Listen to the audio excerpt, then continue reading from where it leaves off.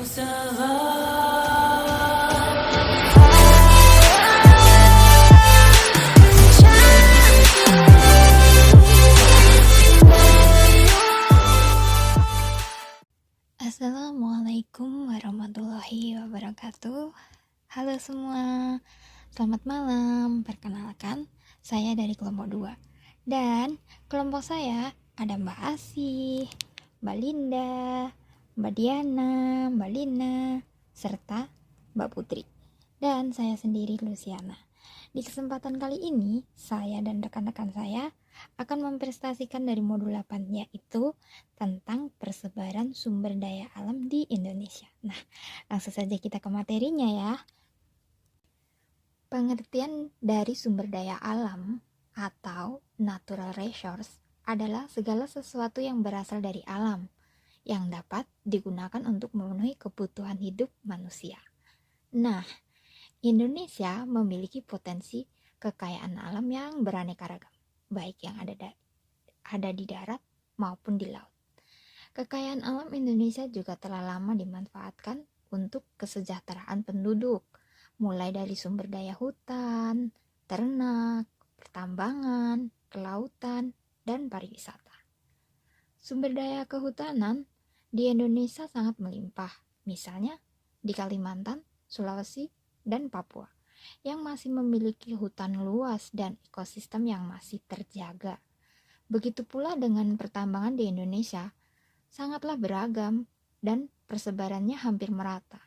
Di Indonesia, hasil tambang dimanfaatkan untuk memenuhi kebutuhan hidup sehari-hari, seperti penyediaan bahan bakar minyak, bahan baku industri, sumber energi, dan lainnya. Sumber daya alam berdasarkan tujuannya. Pemanfaatan sumber daya alam secara optimal dapat mensejahterakan masyarakat. Berdasarkan tujuannya, sumber daya alam dapat diklasifikasikan menjadi sumber daya materi, sumber daya hayati, dan sumber daya energi. Sumber daya materi merupakan sumber daya alam berbentuk benda mati. Sumber daya alam ini dimanfaatkan bentuk fisiknya, contohnya emas, besi, tembaga, nikel, fosfat, dan marmer. Biasanya besi dilebur menjadi bentuk sedemikian rupa untuk menunjang kebutuhan manusia. Besi diperlukan untuk kebutuhan kerangka beton, bahan kendaraan, dan alat rumah tangga. Kemudian sumber daya alam hayati. Sumber daya hayati merupakan sumber daya alam yang berdasarkan dari makhluk hidup. Sumber daya alam yang berasal dari tumbuhan disebut sumber daya nabati. Sumber daya yang berasal dari hewani disebut sumber daya alam hewani. Sumber daya hayati dimanfaatkan untuk bidang pertanian dan perkebunan. Sementara itu, sumber daya alam hewani dimanfaatkan dalam bidang peternakan, perikanan, transportasi, dan olahraga. Kemudian sumber daya energi. Sumber daya energi merupakan sumber daya alam yang dimanfaatkan energinya oleh manusia. Proses sumber daya energi berlangsung jutaan tahun. Sumber daya ini jika diolah dapat menghasilkan energi panas yang sangat dibutuhkan untuk kehidupan manusia. Adapun jenis-jenis sumber daya energi yaitu sumber daya konvensional dan sumber daya non-konvensional. Sumber daya energi konvensional berasal dari alam yang digunakan secara alami tanpa banyak pengolahan. Sebagian sumber daya energi ini digunakan untuk kebutuhan energi manusia pada zaman sekarang. Sumber daya energi konvensional antara lain minyak bumi, batu bara, dan gas alam, serta masih banyak yang lainnya. Yang kedua, sumber daya non-konvensional.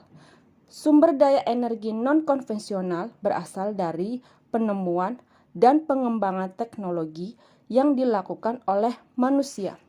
Penemuan tersebut dilakukan dengan cara meneliti dan mengembangkan suatu sumber daya alam yang dapat dimanfaatkan untuk menunjang kehidupan manusia. Contohnya, sumber daya energi non-konvensional antara lain akik, nuklir, dan solar cell.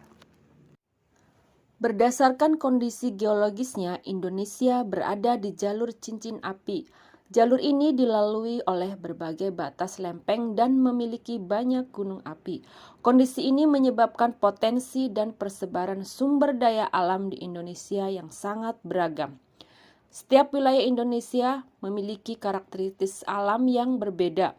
Beberapa faktor yang mempengaruhinya seperti morfologi iklim dan kondisi geografis. Oleh karena itu, setiap daerah di Indonesia mempunyai sumber daya alam yang berbeda-beda. Dilihat dari peta tersebut, Indonesia memiliki banyak hasil tambang yang beragam, antara lain minyak bumi, gas, timah, nikel, emas, dan lain sebagainya. 1. Minyak bumi.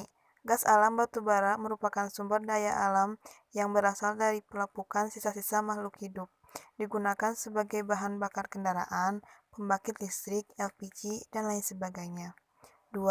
Timah merupakan hasil mineral yang digunakan untuk pembuatan kaleng, bateri, tub, dan lain-lain. 3. Marmer digunakan untuk pembuatan lantai, perkakas, serta perabotan rumah tangga. 4. Kaolin digunakan sebagai bahan pembuatan keramik, bahan pasta gigi. 5. Baukis bahan baku aluminium.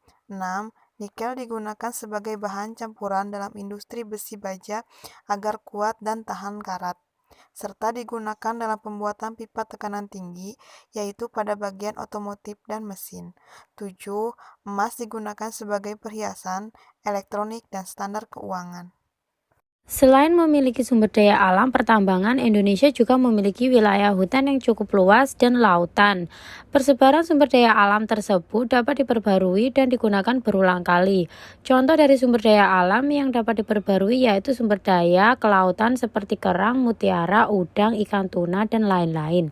Sedangkan kekayaan sumber daya dari hutan seperti hasil hutan, kelapa sawit, dan lain-lain. Selain sumber daya alam yang tidak dapat diperbarui, ada juga sumber daya alam yang dapat diperbarui. Contohnya, kerang mutiara yang digunakan sebagai perhiasan persebaran di daerah Lombok.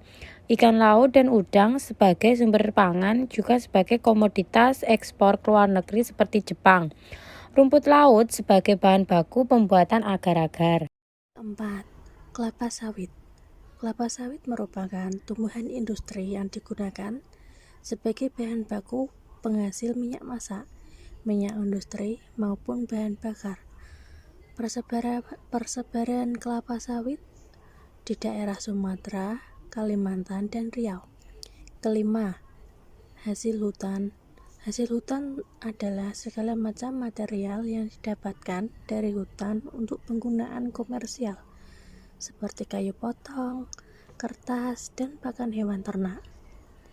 Demikianlah penjelasan mengenai sumber daya alam dan persebaran sumber daya alam, serta beberapa contoh dan pemanfaatannya.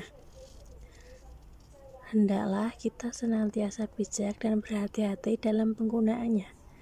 Terima kasih. Sekian presentasi dari kelompok 2.